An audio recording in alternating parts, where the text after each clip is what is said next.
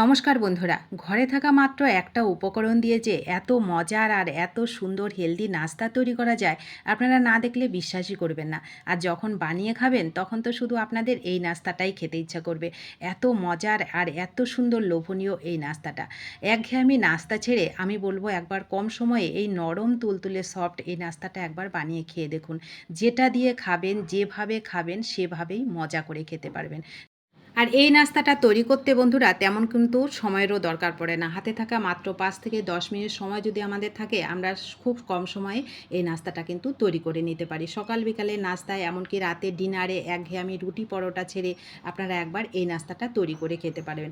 এমনকি স্কুল অফিসের টিফিনেও কিন্তু আমরা খুব সহজে এই নাস্তাটা তৈরি করে দিতে পারি। খেতে এতটাই মজার হয়, সারা দিন রেখে দিলেও এর স্বাদের কোনো হেরফের হয় না, আবার একই রকম নরম তুলতুলে থাকে।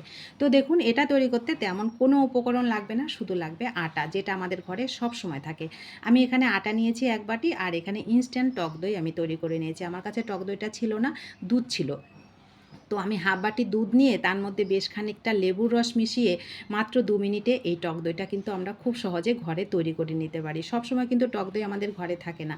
তো দুধটা যদি থাকে, আপনারা একটু বেশ খানিকটা লেবুর রস মিশিয়ে এই টক দইটা কিন্তু সঙ্গে সঙ্গে তৈরি করে নিতে পারেন। তো টক দইটা রেডি হয়ে গেল। এদিকে আমি এই কাজটা তাড়াতাড়ি করার জন্য মিক্সি জারে নিয়ে নিলাম। মিক্সি জারে যদি এই কাজটা করি তাড়াতাড়ি হয় কিন্তু। তার জন্য আমি মিক্সি জারটা নিয়ে ওর মধ্যে ২ বাটি আটা দিলাম। ২ বাটি আটা দিয়ে এই যে হাফ বাটি টক দই ছিল সেটা দিলাম। স্বাদের ব্যালেন্সে লবণ দিলাম। আর হচ্ছে আরও একটু স্বাদের ব্যালেন্স করার জন্য এখানে বড় চামচের ১ চামচ চিনি দিলাম। আপনারা যেমন মিষ্টি খাবেন সেরকমই দেবেন। আর হাতের কাছে গুঁড়ো দুধ থাকলে অবশ্যই ১ চামচ দেওয়ার চেষ্টা করবেন। তাহলে স্বাদটা আরও বেশি ভালো হবে। তো এখানে ২ বাটি আটার সঙ্গে ২ বাটি জল লাগবে। আমি প্রথমে ১ বাটি দিলাম, আর যখন পেস্ট করছিলাম তখন আরও ১ বাটি দিয়ে এটাকে দেখুন সুন্দর করে পেস্টটা তৈরি করে নিয়েছি। এই কাজটা কিন্তু আমরা হাতেও করতে পারি, কিন্তু মিক্সি জারে দিয়ে করলে খুব তাড়াতাড়ি হয় আর মিশ্রণটা খুব সুন্দর তৈরি হয়। তো মিক্সি জারটা ধুয়ে আমি খুব সামান্য একটুখানি জল এখানে দিলাম। জলটা সুন্দর করে মিশিয়ে নিলাম ব্যাটারের সঙ্গে। এইবার এর মধ্যে আমি মেশালাম হাফ চামচ মতন বেকিং পাউডার। হাফ চামচ বেকিং পাউডারের সঙ্গে খুবই সামান্য ১ চিমটে বেকিং সোডা দিলাম। আপনারা বেকিং পাউডার, বেকিং সোডা যদি না দেন সেক্ষেত্রে ইনোর ব্যবহার করতে পারেন। ২ ফোঁটা জল দিয়ে সুন্দর করে দেখুন বেকিং পাউডার আর বেকিং সোডাটাকে এই মিশ্রণের সঙ্গে সুন্দর করে মিশিয়ে নেব। মেশানোর পরে দেখবেন ব্যাটারটা কত সুন্দর ফুলকো ফাঁপা হবে। দেখুন আমার বাটিটা ভর্তি হয়ে গেছে ব্যাটারটা একদম ফুলে ফেঁপে। এই ব্যাটারটা এত সুন্দর তৈরি হয়, আপনি কিন্তু এই ব্যাটারটা দিয়ে টক দইও মানে কেকও তৈরি করতে পারেন। টক দইটা যেহেতু আছে, বেকিং পাউডার আছে, সোডা আছে, আর মিশ্রণটা টক দই মানে গুঁড়ো দুধ দেওয়ার জন্য এই মিশ্রণটা খেতে কিন্তু বেশ ভালো লাগে। আমি ১ চামচ গুঁড়ো দুধ দিয়েছি, আপনারা কিন্তু ২-৩ চামচও গুঁড়ো দুধ দিতে পারেন। স্বাদ আপনাদের যেমন খাবেন সেরকম তৈরি করে নেবেন। কিন্তু খুবই সামান্য সময়ে এই খাবারটা তৈরি হয়, খেতে ভীষণ ভালো লাগে। আর খাবারটা ভীষণ হেলদি কিন্তু। তো দেখুন এখানে কিন্তু আমি ব্যাটার রেডি করে আমি এদিকে তাওয়াটা গরম করে নিয়েছি। গ্যাসটা অন করে হাই হিটে তাওয়াটাকে আগে গরম করে নিয়েছি। তারপরে একটুখানি তেল ব্রাশ করে দিয়েছি, একটু জলের ছিটা দিয়ে আবার তেলটা মানে ব্রাশ করে নিলাম। তারপরে দেখুন ১ হাতা দিলাম। ১ হাতা দেওয়ার সঙ্গে সঙ্গে গ্যাসের ফ্লেমটাকে কিন্তু একদম মিডিয়াম টু লোতে করে দেবো। কারণ এই খাবারটা যতক্ষণ তৈরি হবে ততক্ষণ কিন্তু গ্যাসটাকে মিডিয়াম টু লোতে করে রাখবেন। দেখুন ঢাকা দেওয়ারও কোনো দরকার পড়বে না। একটু মিনিট খানেক আপনি ওয়েট করলেই দেখবেন পারফেক্টভাবে একদম নাস্তাটা তৈরি হয়ে যাবে। দেখুন কত সুন্দর জালিদার হয়েছে, তাহলেই বুঝতে পারছেন ব্যাটারটা কিভাবে তৈরি হয়েছে, কত সুন্দর পারফেক্টভাবে ব্যাটারটা রেডি হয়েছে।